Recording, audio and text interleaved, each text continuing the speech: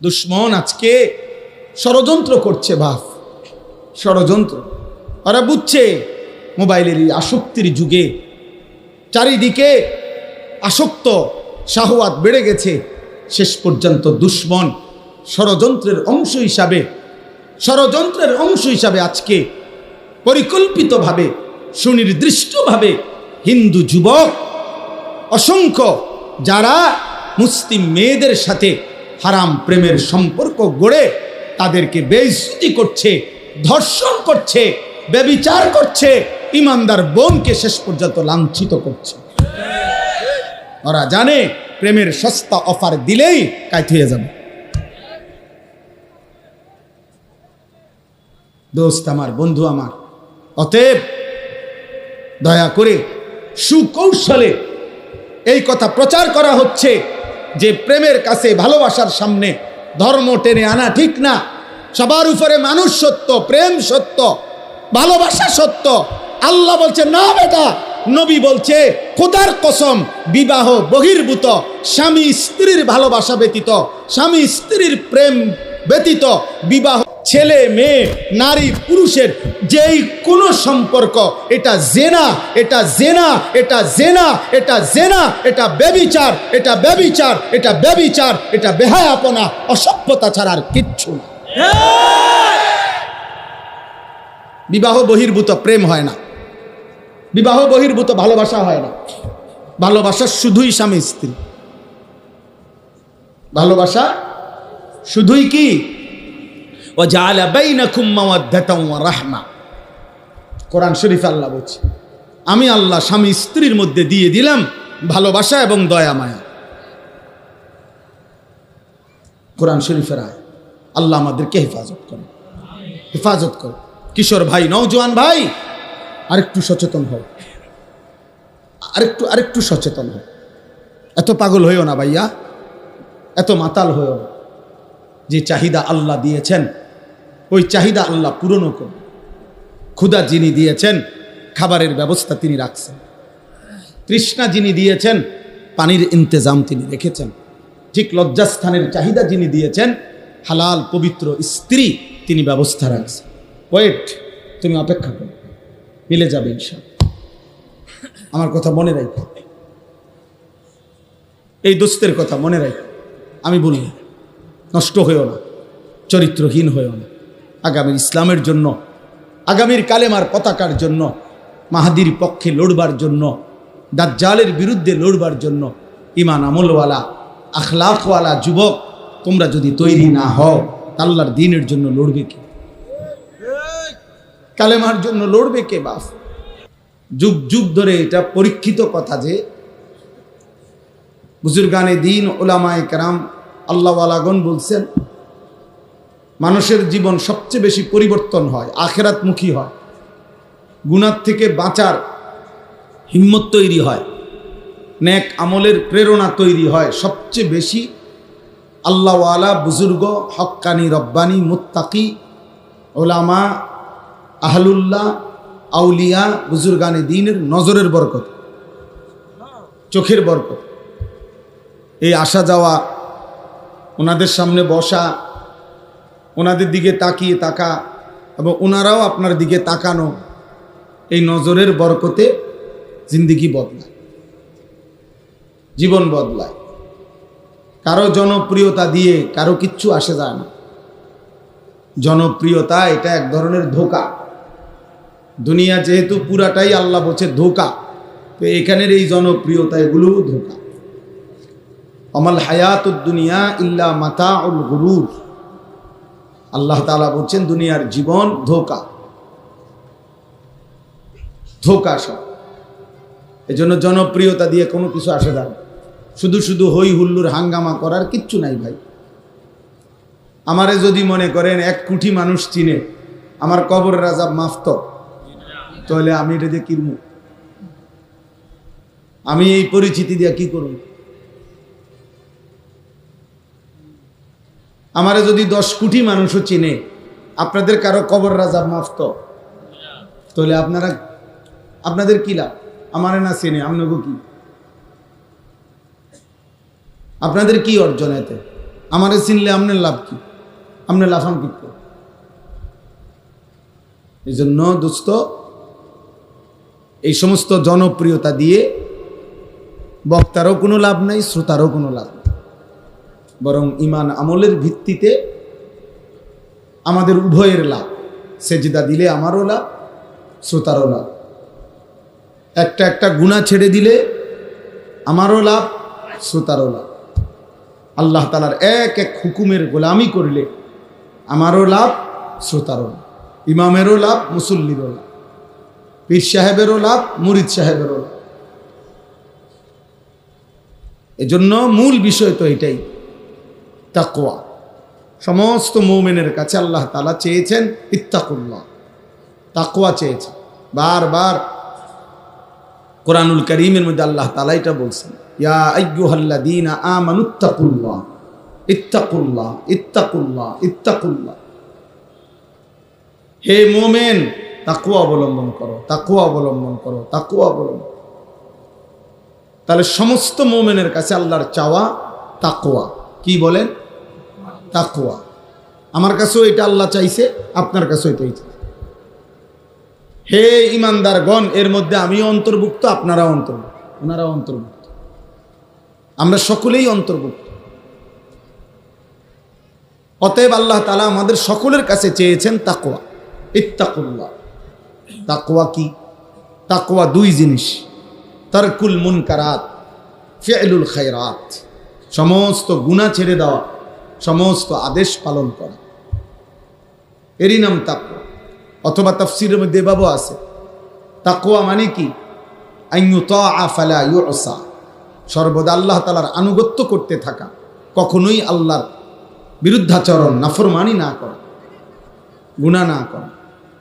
আইয়ুশকারা ফালা ইউকফার, সর্বদা আল্লাহ তাআলার শুকর আদায় করতে থাকা, কখনোই আল্লাহ তাআলার অকৃতজ্ঞ না হওয়া, এটা তাকওয়া। আইয়ুযকারা ফালা ইউনসা, সর্বদা আল্লাহ তাআলাকে স্মরণ করতে থাকা, আল্লাহ তাআলার জিকির করতে থাকা, আল্লাহকে ভুলে না যাওয়া। এই তিন জিনিসকে তাকওয়া বলে। অথবা এই প্রথম যেটা বললাম, ওই দুই জিনিসকে তাকওয়া, একই কথা। গুনাহ ছেড়ে দেওয়া, আল্লাহ তাআলার আদেশ পালন করা। এই জন্য দোস্ত, এটা বহুত জরুরি বিষয়। আমাদের প্রত্যেকের বিবেক অনুভূতি জাগানো দরকার। মোবাইল হাতে ধরে রাখলে মনোযোগ হয় না, এটা আমার তাজরিবা, অভিজ্ঞতা। মোবাইল হাতে ধরে রাখলে মনোযোগ হয়, বারবার ওই লোকটা মোবাইলটার কথাই মনে পড়ে, সে সারাক্ষণ এটার দিকে তাকায়, এইটারে ছোট করে, বড় করে, আগায় পিছায়, চারিদিকে সবাই ঘুরায়, পাবলিক উড়ায়, স্টেজ উড়ায়, সদর বদরায় সংবম। এরপরে জিগাইবেন যে কি বলল হুজুর, যা বলল এই যে মোবাইলে আছে দেখেন তো, আপনি কি শুনছেন হেটা না বলবে? বলবে না, আমি তো কিছু শুনি নাই, শুনছে তো মোবাইলে, আমি তো শুধু ঘুরাইছি এটা বইয়ে। এজন্য এটা উপকার হয় না। হাকিমুল উম্মত মুজাদ্দিদুল মিল্লাত হযরত মাওলানা শাহ আশরাফ আলী থানভী নব্বরাল্লাহু মারকাদাহু, হযরত বলছেন, মানুষের অন্তর, মানুষের দিল একই মুহূর্তে দুই জিনিস ভাবতে পারে না। এটা মনোবিজ্ঞানের কথা। এক মুহূর্তে মানুষ দুইটা ভাবতে পারে না, একটাকে সরাইয়া আরেকটা ভাবতে হয়। এজন্য কারো দিলের মধ্যে যদি এই মুহূর্তে মোবাইলের কল্পনা থাকে, তো নিজের কল্পনা আসবে না, নিজের ঈমান আমলের অনুভূতি জাগবে না। অথচ আমাদের উচিত সর্বপ্রথম জিম্মাদারি আমাদের নিজের ঈমান আমলের ফিকির করা। প্রত্যেক পুরুষ এবং নারীর প্রথম দায়িত্ব, আমি পুরুষ আনিসুর রহমান, আমার প্রথম জিম্মাদারি আমার ঈমান আমল, আখিরাতের হেফাজত, এটার খেয়াল রাখা। পুরুষ মাত্রই আমার প্রথম দায়িত্ব এটা। পৃথিবীর কেউ আল্লাহকে না মানুক, আমাকে সেজদা দিতেই হবে। পৃথিবীর কেউ গুনাহ না ছাড়ুক, আমাকে ছাড়তে হবে। এই হলো প্রথম দায়িত্ব, আলাইকুম আনফুসাকুম। আল্লাহ বলছে, হে ঈমানদার নিজেকে আঁকড়িয়ে ধরো। কু আনফুসাকুম, হে ঈমানদার নিজেকে জাহান্নামের আগুন থেকে বাঁচাও। ওয়াসতাবির আলাইহা, আল্লাহ বলছে নিজে নামাজের উপরে মজবুত থাকো। ফাকাতিল ফি সাবিলিল্লাহ লা তুকাল্লাফু ইল্লা নাফসাক। আল্লাহ বলছে, হে নবী বন্ধু আমার, আপনাকে বলছি, যদি আপনার সাথে আপনার একজন সাহাবীও যুদ্ধের ময়দানে না থাকে, তবে আপনি একাই আল্লাহর পথে জিহাদ করেন। ফাকাতিল, সূরা নিসার আয়াত, এক বচনের শব্দ, ওয়াহিদে মুজাক্কারে হাজির, এবং বলছে লা তুকাল্লাফু ইল্লা নাফসাকা। সর্বশেষ এই পৃথিবীর কারো ব্যাপারে যদি আপনি জবাবদিহি করতে নাও হয়, আপনি কিন্তু নিজের ব্যাপারে জবাবদিহি করতে হবে।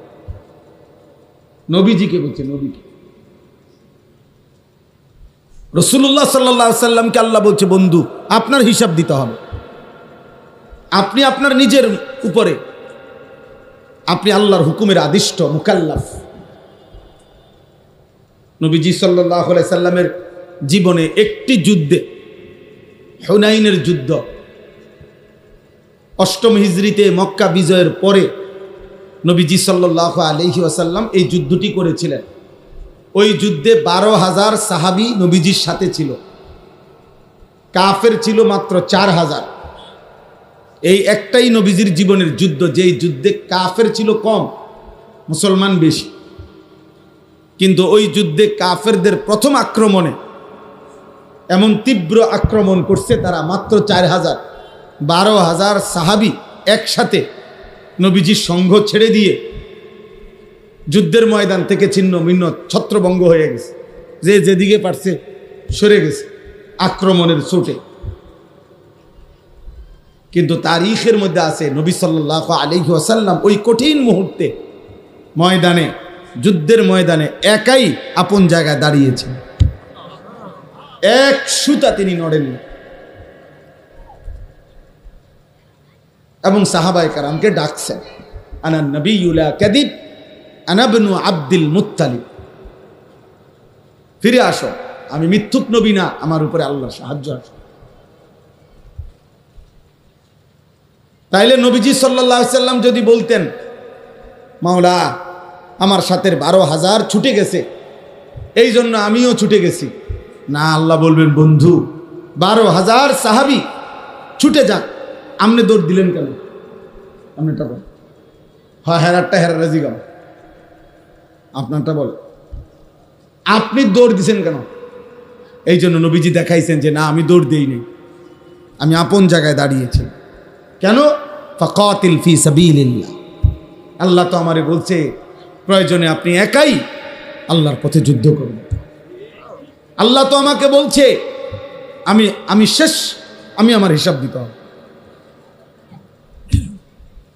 এই জন্য প্রথম জিম্মাদারিটা। এই জন্য প্রিয় ভাই বাবা, একটি মাহফিল এটা একটা প্রদর্শনী না, এটা নির্বাচনী জনসভা না, আমি কোনো প্রার্থী না, আমার কোনো মার্কা নাই।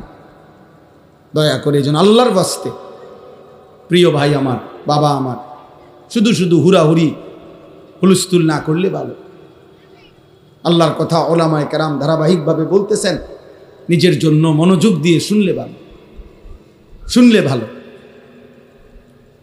এই প্রচণ্ড গরমের মধ্যে আপনারা কষ্ট করে বসছেন, অতএব মনোযোগ দিয়ে কষ্ট করেই শুনেন, আল্লাহ বরকত দিবে, আল্লাহ বরকত দিবে।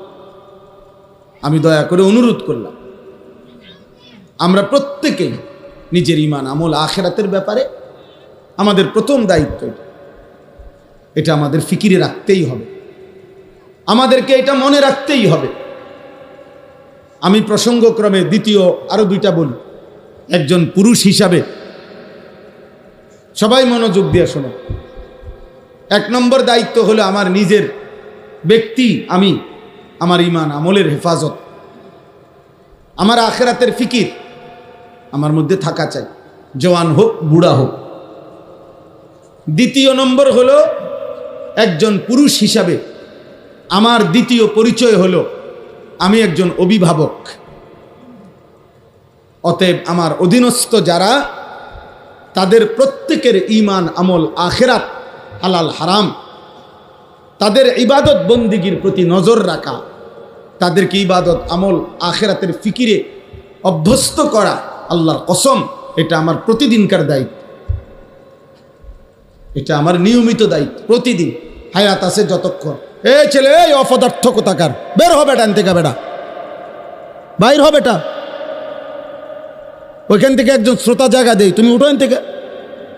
মোবাইল এটা আলগি দিলা কেন, কারে উড়াও? আবার ব্যাটকায়, বেওকুফ কোথাকার। এখন কেমন লাগলো? এখন যে ধমক শুনলা ভাল লাগছে নি? এখন আমি কি সুন্দর করে বলি নাই? কথা বলেন না কেন? বিষয়টা কি আমি বুঝায় বলি নাই? তাইলে খামখেয়ালি মনে করছো? হ্যাঁ, সাবধান। আমি সোজা কথা, আমি সংখ্যা দিয়ে করব কি বাপ? আমি 15 বছর আগে, 20 বছর আগে 4 জন মানুষের সামনে বয়ান করছি, 10 জন মানুষের সামনে বয়ান করছি। এখন একেবারে পুরো আমার মনে আছে, আলহামদুলিল্লাহ। আমি 5 জন 10 জন মানুষের সামনেও আল্লাহকে সাক্ষী রেখে বলতেছি, 4 ঘন্টা লাগাতার বয়ান করছি। 4 ঘন্টা, গড়ির ঘন্টা। কোনো অসুবিধা নেই, এটা কোনো বিষয়ই না। অনেক মানুষ, কম মানুষ, কোনোটাই সফলতা কিংবা ব্যর্থতার কিছু না। মহান আল্লাহ রব্বুল আলামিন গ্রহণ করা, কবুল করা, এটা হলো মূল বিষয়। আল্লাহ গ্রহণ না করলে 100 কোটি মানুষও কিছু আসে না, কোনো ফায়দা নাই। বললাম না, জনপ্রিয়তা ধোঁকা, ধোঁকা। এজন্য দোস্ত মনোযোগী হওয়া দরকার। সাফ কথা, যত মানুষ আলহামদুলিল্লাহ মনোযোগী হয় আল্লাহর কথার প্রতি, মসজিদের ইমাম সাহেবের বয়ানের প্রতি, কোন উলামায়ে কেরামের কথার প্রতি, যেই লোকটাই চোখ দিয়া তাকাইয়া আন্তরিকভাবে মনোযোগ দিয়ে শুনে, ধীরে ধীরে তার জিন্দিগির পরিবর্তন হয়, জীবন ইমাম সাহেবের কথাতেই বদলাবে বেটা। না সারা দেশের জনপ্রিয় হুজুর হইতে হবে এটা কোনো জরুরি না। হেদায়েতের জন্য, আল্লাহর দয়া হওয়ার জন্য আপনার মসজিদের ইমাম সাহেবের বয়ানই যথেষ্ট। রাসূলুল্লাহ সাল্লাল্লাহু আলাইহি ওয়াসাল্লাম ইমামের জন্য খুদ নবী নিজে দোয়া করছেন, আল্লাহুম্মা রশিদিল আইম্মা, আল্লাহ ইমামকে আপনি সঠিক পথ দেখান, কারণ তার পিছনে অনুসরণকারী অনেক।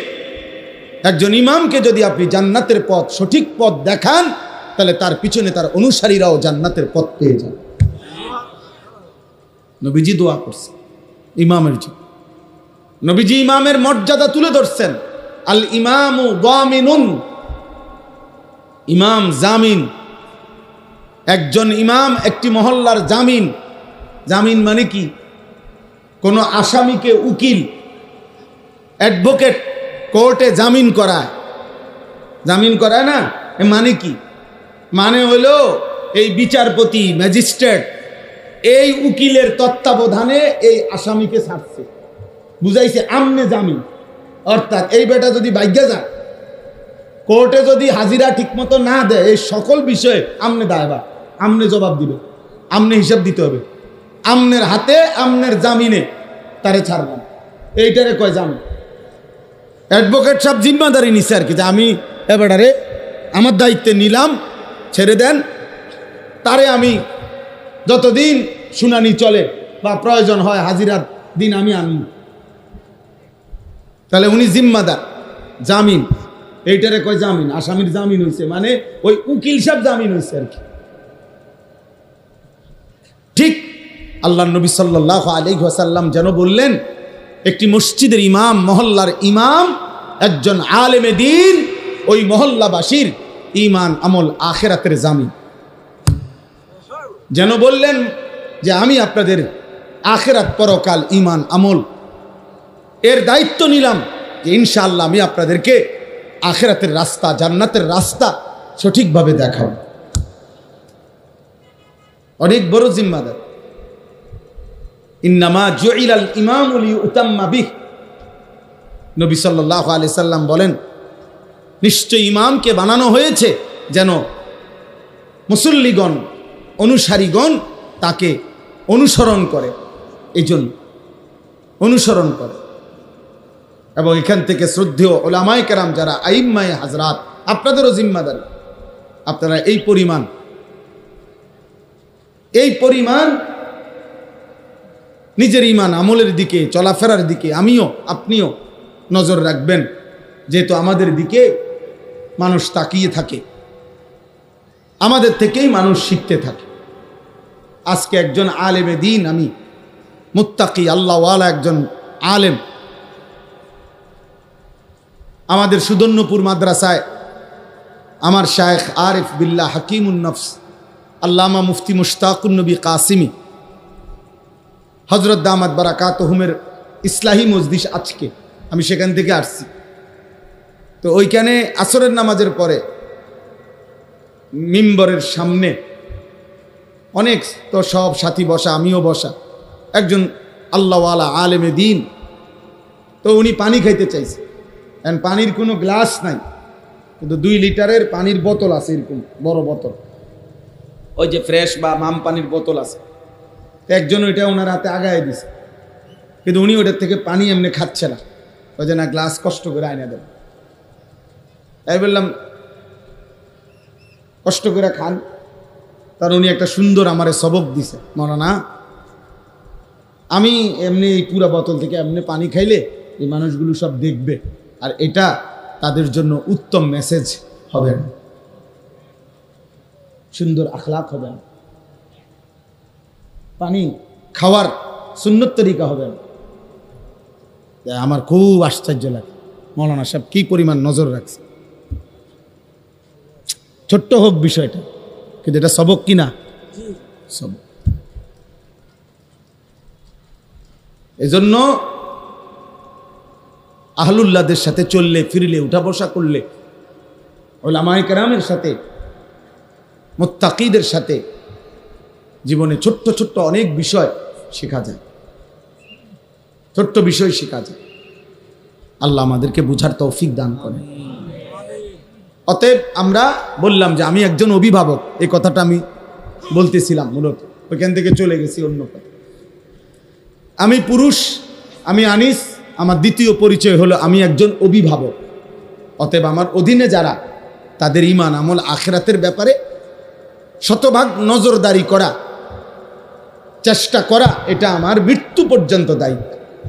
হুজুর বলছি 2 দিন, বলছি মনে 200 বার বলছি, এত 200 বার বলার পরে আর বলার দরকার নাই, এই অনুমতি আপনারে কে দিল? হুজুর বিশ্বাস করেন, তার এমন আজকে 2টা বছর বুঝাইছি না, শেষে বুঝছিতে আর নামাজ পড়তো না। অতএব এখন ছেড়ে দিছি। কারে জিগে ছেড়ে দিছেন? আপনার মেম্বারের সিদ্ধান্ত দিছে নাকি? আপনার চেয়ারম্যানে বলছে নাকি যে আর কইও না? 2 বছর পরে কি আর মানুষে কয় এটা নিয়ম? না, ছেড়ে দেওয়ার কোনো সুযোগ।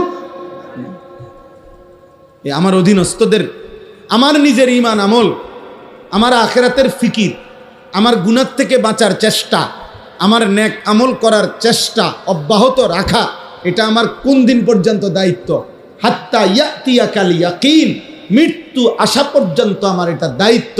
হুবহু আমার অধীনস্থদের ঈমান আমল আখিরাত, পাক নাফাক, হালাল হারাম, ইবাদত বন্দিগির নজর রাখা, খোদার কসম এটাও আমার মৃত্যু পর্যন্ত দাও, আমার অধীনস্থ। আচ্ছা আমি আমারটা বুঝাই। আমার অধীনস্থ, যেমন আমি একটা উদাহরণ দিলে আপনারা বুঝবেন। যেমন আমি আনিসুর রহমান, আমার অধীনস্থ কারা? আমার একজন স্ত্রী আছে, বিবি, সে আমি তার জিম্মাদার, আমার অধীনে সে। আমার একটা ছোট মাদ্রাসা আছে কুমিল্লা ক্যান্টনমেন্ট ময়নামতি সাহেবের বাজার, সেখানে 34 জন শিক্ষক কর্মচারী আছে, স্টাফ আছে, আমি তাদের অভিভাবক, তারা আমার অধীনে। ওইখানে 500 জন ছাত্র আছে, 494 জন, ধরেন 500 জন, এই 500 জন ছাত্রের অভিভাবক, তারা আমার অধীনে। এই মানুষগুলো এই যেগুলোর কথা আমি বললাম, আমারটা আমি বললাম আর কি।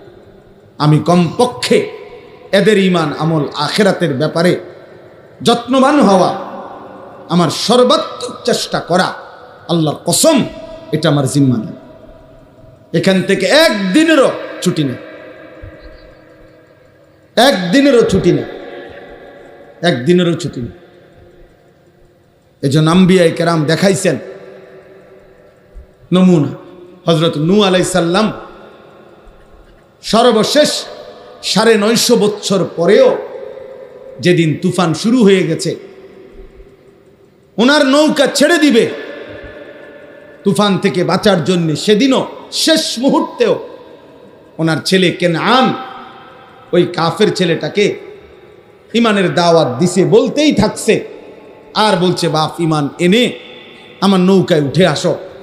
ইয়া বুনাইয়া আরকাম মা'ানা, হে আমার সন্তান আও না বাবা, ইমান আই না, আইসা পড় বাবা, এই তুফানে ডুবে যাবে। নূহ আলাইহিস সালামের ছেলে বলছে, না আব্বা, আমি ইমানও আনবো না, তোমার নৌকা তো উঠবো না। নূহ আলাইহিস সালাম বলছে, তুমি তো তুফানে ডুবে যাবা বাবা। তখন সেই ছেলে বলছে, কোরআনে আছে, সাআবি ইলা জাবালিন ইয়াসিমুনি মিনাল মা, আমি ওই পাহাড়ের উপরে গিয়ে আশ্রয় নেব, এই পাহাড় আমারে আপনার খোদার তুফানের পানি থেকে বাঁচিয়ে দেব, এত উপরে পানি যাবে না। নাউযুবিল্লাহ। হযরত নূহ আলাইহিস সালাম তখনও অধৈর্য হন নাই, উনি আবারও বলছে, লা আসিমাল ইয়াউমা মিন আমরিল্লাহ, এই বাপ, আজকে মহান আল্লাহর এই ফয়সালা থেকে কেউ বাঁচাইতে পারবে না। পাহাড়ও না, জঙ্গলও না, হিমালয় পর্বত না, পারবি না রে বাপ, বাঁচতে পারবি। ছেলেকে হাত ধরছে, টানতেছে, বাপ আয় না, ডুবে যাবি বাপ, ঈমান আন, নৌকায় আয়। আল্লাহ বলেন, ওয়াহালা বাইনাহুমাল মাউজ ফাকানা মিনাল মুগরাকিন। আল্লাহ বলেন, এই টানাটানির মুহূর্তে বাপ টানে ঈমানের দিকে, সন্তান ছুটে যাচ্ছে কুফরির দিকে। এই অবস্থায় একটা তুফানের ঢেউ আসছে, এক ধাক্কা দিছে ঢেউ, এই ধাক্কায় বাপ আর পুতের হাতের বাঁধন জীবনের তরে ছুটে গেছে। ফাকানা মিনাল মুগরাকিন, অতঃপর ধীরে ধীরে ছেলেটি ডুবে গেছে। কিন্তু তিনি শেষ মুহূর্ত পর্যন্ত সন্তানকে বাঁচাইতে চেষ্টা করছে। কোরআনুল কারীমের মধ্যে আছে, হযরত ইয়াকুব আলাইহিস সালাম, ইয়াকুব নবী ইন্তেকালের পূর্ব মুহূর্তেও ওনার সন্তানদেরকে একত্র করে চারপাশে এনে জিজ্ঞেস করছেন, আম কুনতুম শুহাদা is হাদারা Yakub Al Maut is ক্বালা লিবানিহি মা তা'বুদুনা মিন বা'দি। কোরআন শরীফের আয়াত কিনা? আল্লাহ বলেন, স্মরণ করেন ইয়াকুব নবীর মৃত্যুর সময়ের সেই কথা, যখন তিনি তার সন্তানদেরকে মৃত্যুর মুহূর্তে জিজ্ঞেস করছেন, হে আমার সন্তানরা, তোমরা আমার 12টা ছেলে, তো আমি পৃথিবীর থেকে চলে যাচ্ছি, আমি শেষ শুনতে চাই আমার পরে তোমরা কার ইবাদত করবে? ক্বালু না'বুদু ইলাহাকা ওয়া ইলাহা আবাইকা। ছেলেরা এক বাক্যে বলছে, আপনি ঘাবড়াবেন না বাবা, আমরা আপনার মৃত্যুর পরেও আপনার এবং আপনার পূর্বপুরুষ ইব্রাহিম, ইসমাইল, ইসহাক, আপনার পূর্বপুরুষ উনাদের যিনি রব ইলাহ, সেই মহান আল্লাহ, আমরা তার গোলামি করতে পারি। ইয়াকুব আলাইহিস সালাম তখন নিশ্চিন্ত হলেন, এরপরে ইন্তেকাল করলেন। আজ মুসলমানের মা বাপ এতটুকু যদি বুঝতেন, আমার সমাজ অনেক সুন্দর হতো, আমার ঘর অনেক সুন্দর হতো, অনেক সুন্দর হতো। এতটুকু আপনারা বুঝলেন না। আপনারা মনে করছেন স্ত্রী সন্তানের জন্য আপনার দায়িত্ব ঘর, বিল্ডিং, দালান, সোফা, ফার্নিচার, খাট, পালং, বাজার, সদাই, ফর্ম ফিল আপ, রেজিস্ট্রেশন, বিদেশের টাকা, বাজারের ভিটি, জমি কিনা দেওয়া, বিল্ডিং সাজিয়ে দেওয়া, এরই নাম হচ্ছে বাবার দায়িত্ব। না রে বাপ, কোরআনুল কারীমে আল্লাহ বলছে, ওয়া'মুর আহলাকা বিস-সালাহ, তুমি তোমার পরিবারের সদস্যদেরকে নামাজের আদেশ করো, নামাজের আদেশ করো। আজকে যদি এতটুকু বুঝতেন, আমি প্রতিদিন